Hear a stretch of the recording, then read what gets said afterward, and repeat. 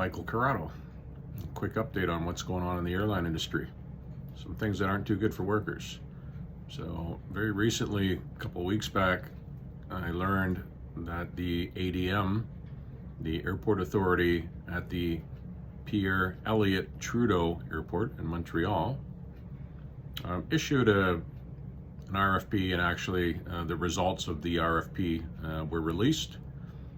RFP was for 3 ground handling companies that service the ramp needs of various airlines at that airport. 2 of them are with the IAM, ATS, and also Swissport, which we represent at a whole number of airports across Canada. So they were involved in the RFP. They're both current operators. They both employ our IAM members. And unfortunately, they were both told that they weren't successful in this RFP, and their licenses, or basically they'll be prevented from operating at that airport starting in, I believe it was June the 23rd, I believe is the date that they are contractually obligated to still provide their customers with services. So we're going to be leaving that airport in the end of June, and the business will be taken over by 2 new companies, and surprisingly not non-unionized companies. So this contract flipping that's been going on at airports, it's terrible. The effects it has on workers is nasty, and more often than not, what I'm finding out, or what I'm seeing, is when these contracts are flipped, they're kicking out the unionized workforce and replacing it with non-unionized in the great majority of times. There's a particular airline that's involved in this one. I'm not going to mention their name, but it's not Air Canada. It's probably the next biggest one in Canada. Seems like every time they're involved in a retendering or a contract flip, that a non-unionized company is selected. So we have 2 non-unionized companies will be starting up at the Pierre Elliott Trudeau Airport in Montreal. And they're allowed to start up as early as April the 1st. The ADM, the airport authority there, has given these new companies licenses to operate, non-unionized ones, indicating that as early as April 1st they can start up business. And I don't know what a startup will look like. To me, it'll probably mean they have a presence there, maybe they have an office, but they're definitely going to start training, recruiting, and training. So that's April the 1st. Where our members get caught up in the middle of all this is they're pretty much enslaved to Swissport or ATS to stay until June. Otherwise, if they leave early, they quit their job to move over to the new company, they're going to lose their severance. They won't be entitled to severance. I'll kind of force them to stay on to the end.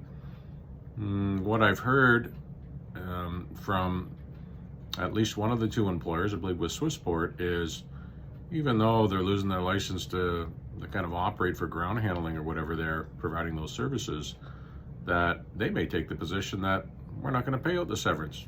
We're going to look at it as it's not a permanent layoff at this point. It could only be temporary, and we're not, and in those situations we don't have to pay severance till you've been laid off for a year. So I think they're going to look at people more as a layoff as opposed to a termination, just to avoid their responsibilities under the code.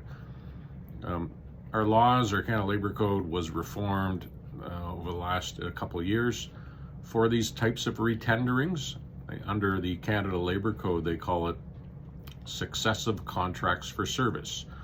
It's where perhaps you're a service provider who's subject to these retenderings.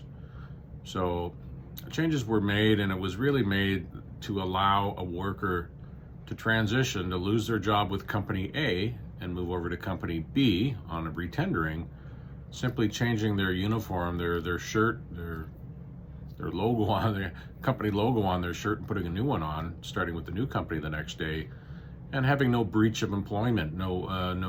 They would have continuity of employment. There would be no break in any type of continuity there.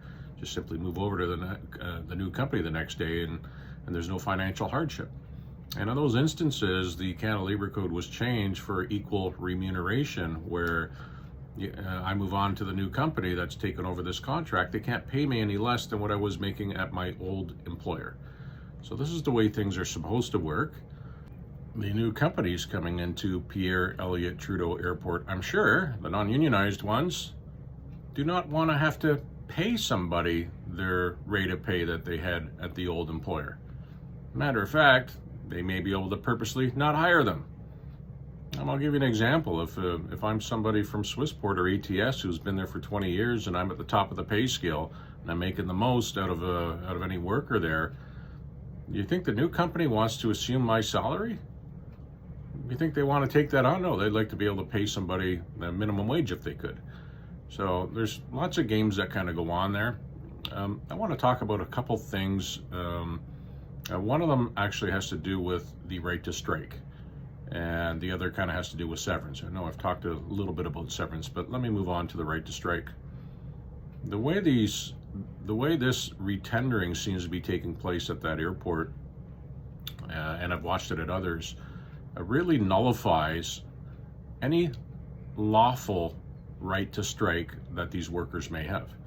So if we have IAM members from these two employers, ATS and Swissport, who know that a number of weeks, months down the road that they're going to be losing their jobs, what can they do to take any control of the situation, to express their displeasure, to do anything like that?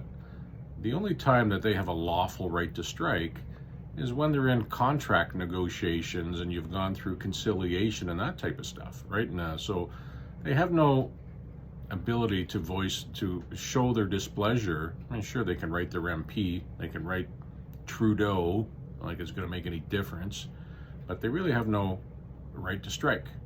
So, okay, if the new employer comes in, these two new employers come in, they're coming in non-unionized, which means there is no collective agreement in place. They can do whatever they want with them, right? And they can kind of screen out employees that they hire that perhaps maybe partial to wanting representation. They're able to start April the 1st. Really, what the IM members should be doing at both ATS and Swissport is they should, en masse, be applying to SAMSIC and be applying to Menzies Aviation for these jobs on this retendering. They should be applying over right away. Be applying to get over. And in doing so, they should also be signing union cards with that new employer that have that new employer's name on it. Go apply. The minute you apply, go sign a union card, because in the event that they've hired you, you've already agreed to be unionized. So, okay, why is that important? Because when they were being given the bad news at their old employer, like I said, they had no ability to bargain anything, had no ability to lawfully strike. But if they sign cards with the new employer and become unionized kind of right away, it allows those workers the opportunity to force their employer to the bargaining table to negotiate conditions such as severance or severance liability that these corporations may have tried to take away from them in these retenderings. At least it's an issue that they can negotiate. Also, at the end of the day, the employer doesn't agree with stuff at the bargaining table, you have the right to strike still at the end of it. Now you've gotten it back. They took it away from you. They wanted no disruption at all as these operators were changed. They want to take away your lawful ability to protest and strike during this transition time. This would be the time that you'd be able to get that opportunity back and at least force the employer to the bargaining table. So it's a very, very unfair game that these employers play. I think they have the politicians think they changed the laws to help the workers, and unfortunately these employers like to find lots of loopholes in the laws to still exploit workers.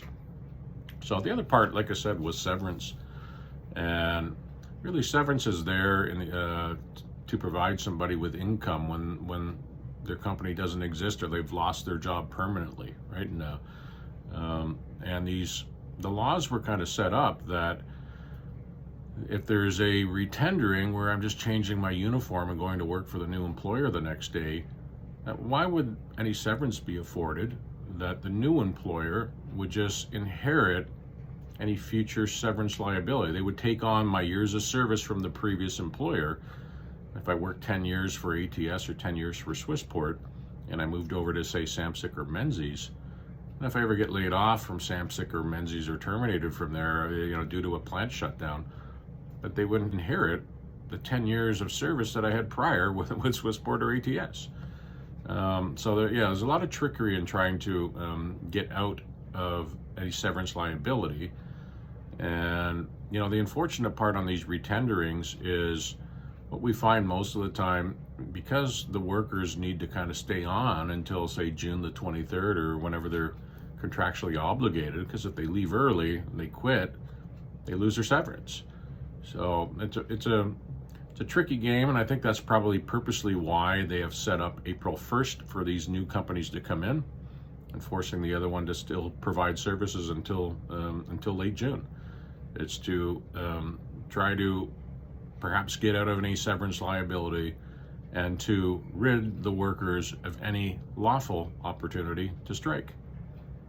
So anyways, to any of you folks in Montreal that may be going through this right now, you need to be able to sign a card.